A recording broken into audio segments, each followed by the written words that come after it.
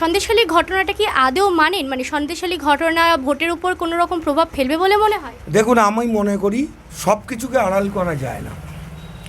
সন্দেশখালীর দু একটি এলাকাতে যেটা ঘটনা ঘটেছে, এই ধরুন জমির ন্যায্য পাওনা না পাওয়া, মাছের ঘেরি তৈরি হওয়া হয়েছে, এবং তার জন্য আমাদের পশ্চিমবঙ্গ সরকারেরই পুলিশ শাহজাহানকে গ্রেপ্তার, তার আনুষঙ্গিক যারা আছে তাদেরকে গ্রেপ্তার করেছে।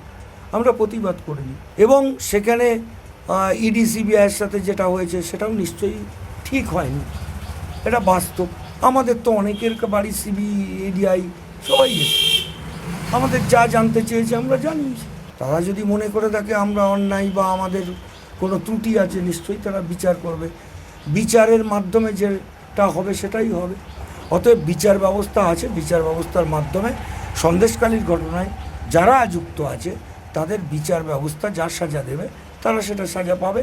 এবং ইতিমধ্যে দেখেছেন দল তাদের সাথে সমস্ত সম্পর্ক ছিন্ন করে দিয়েছে। আমি আপনাদের একটা কথা বলি, যে প্রোপাগান্ডাটা সারা পশ্চিমবঙ্গব্যাপী বিজেপির হাতে কোনো অস্ত্র না থাকায় আজকে বিজেপি করছে সন্দেশখালী, আজকে সেই সন্দেশখালীর মাত্র 4 থেকে 5টা গ্রাম সভা যদি আপনি ধরেন, আমি প্রত্যেকটা বিধানসভা নখদর্পণে ছিলাম।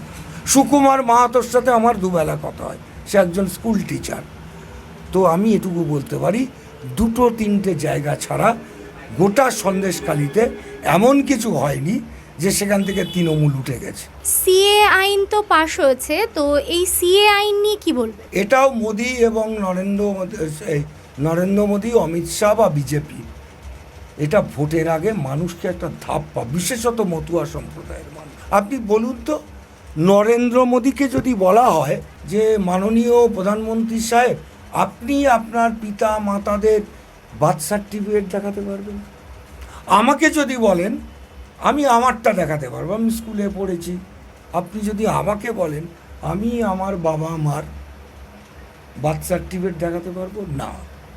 আগেকার দিনে প্রচলিত ছিল বাড়িতে বর্ন হতো বেবি ম্যাক্সিমাম, বার্থ সার্টিফিকেট উঠেছে কবে? বাকিটা কি ছিল? স্কুল ভর্তির জন্য ছিল টিকুচি কুস্তি।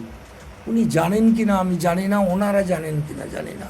সিএতে সমস্ত কাগজ, সমস্ত নথি জমা দিয়ে দিতে হবে গভর্নমেন্টের কাছে।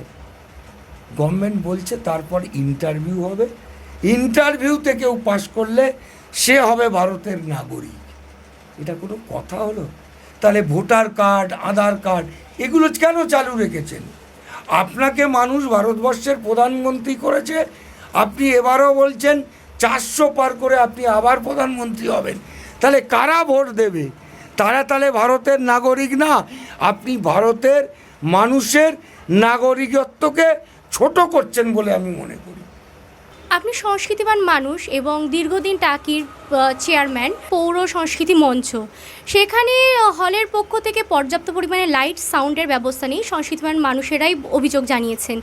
এই সমস্যাটা কবে সমাধান হবে বলে মনে হয়? আমি আপনাদের খুব আনন্দের সঙ্গে জানাচ্ছি, টাকি পৌর সাংস্কৃতিক মঞ্চটা আমাদের একটা পীঠস্থান।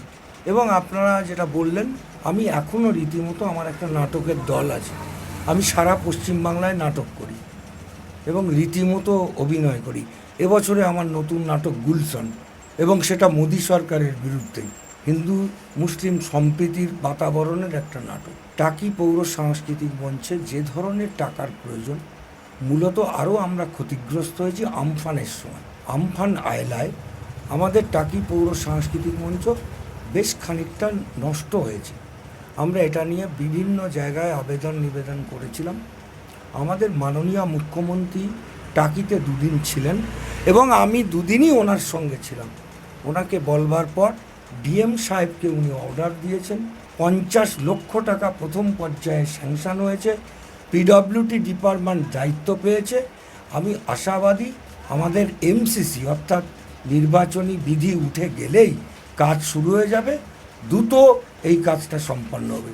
সামনে লোকসভা নির্বাচনকে সামনে রেখে টাকি পৌরসভার এমন একটি উন্নয়নের কথা বলুন যেটাকে তৃণমূল কংগ্রেসের ভোট বাড়াতে সাহায্য করবে।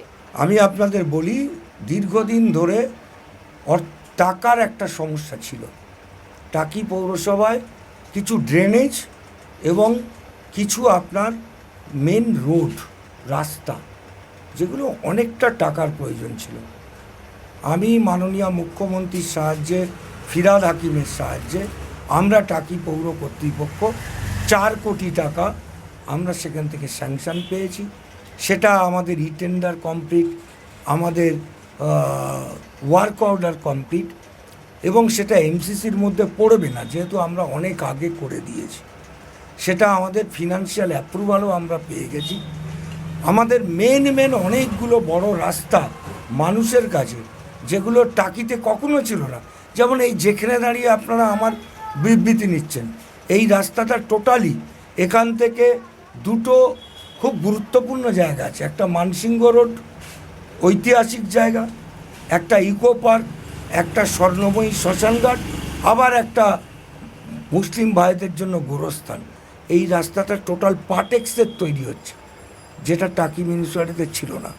রামকৃষ্ণ মিশনের পাশ দিয়ে চৌরঙ্গি মোড় দিয়ে পুরো হাসনাবাদ পুরাতন বাজার পুরোটা পাটেক্স হয়েছে। প্রত্যেকটা 40 লাখ, কোনোটা 35 লাখের কাজ ওয়ার্ক অর্ডার বেরিয়ে গেছে।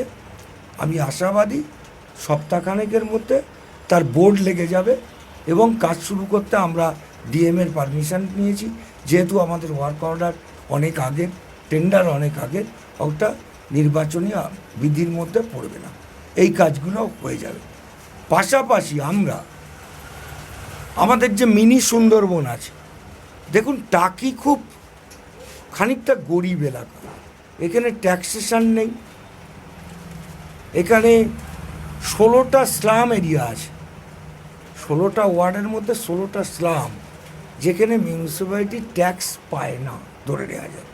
রাজবংশী আছে, SC ST আরা আছে, পিছিয়ে পড়া সমাজ আছে, এখানে মূল আয়ের কেন্দ্রবিন্দু। আমি যখন পৌরপ্রধান হয়েছিলাম আমি ভেবেছিলাম পর্যটনমুখী অর্থনৈতিক উন্নয়নকেই খাড়া করতে হবে, এবং সেটা আমরা সফল। সেটাকে আরও এগিয়ে নিয়ে যাওয়ার জন্য আমরা টাকিতে যে মিনি সুন্দরবন করেছি, আমাদের গর্বের বিষয় যে এখন পার ডে মিনিমাম 2 থেকে 3 হাজার, অফ সিজনেও সেখানে লোক যাচ্ছে, বাইরের পর্যটকরা, এবং সেটা পশ্চিমবঙ্গ সরকারের ফরেস্ট ডিপার্টমেন্ট ইতিমধ্যে নিয়েছেন, অধিগ্রহণ করেছেন, সেখানে ডিয়ার পার্ক হচ্ছে। অতএব সেখানে অনেকগুলো বেকার ছেলে প্রথমত কর্মসংস্থান হবে, প্রচুর মানুষ এখানে আসবে। আমি বেছে নিয়েছি, আমরা বেছে নিয়েছি টাকি পৌরসভা, টাকিকে পর্যটন মানচিত্রে পশ্চিমবাংলায় আরও একটা বড় জায়গায় নিয়ে গিয়ে বেকারত্বের পাশাপাশি টাকির অর্থনৈতিক উন্নয়ন। আপনি তো টাকি পৌরসভার চেয়ারম্যান, তো আপনার এই টাকি পৌরসভা থেকে হাজিনুল ইসলাম কত ভোটে লিড পাবে বলে আপনার মনে হয়? দেখুন, উনি 9 সালের নির্বাচনে উনি 2800 ভোটে লিড পেয়েছিলেন।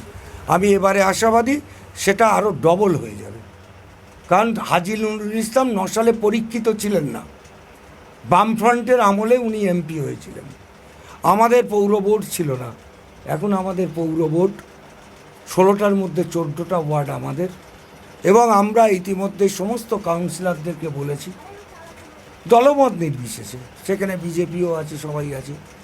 পৌরসভায় আরও একটা বিষয়, ড্রেনেজের ব্যাপারটা আপনাকে বলতে বলতে কমপ্লিট করলাম না। প্রত্যেকটা ওয়ার্ডে নিরপেক্ষভাবে আমরা পারতাম বিজেপির ওয়ার্ডে টাকা না দিয়ে সেগুলো আমাদের দিতে, আমরা করিনি। 6 লক্ষ টাকা করে বর্ষার আগে ড্রেন সংস্কারের টাকা আমরা স্যাংশন করেছি, সেটাও টেন্ডারিং পদ্ধতি কমপ্লিট হয়ে গেছে।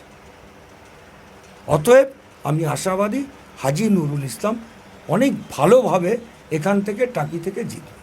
সামনে লোকসভা ভোট সামনে রেখে বিজেপি ইস্তেহার প্রকাশ করেছেন, সেখানে মোদির গ্যারান্টি বিভিন্ন বিষয়ে, এই বিষয়ে কি বলবেন?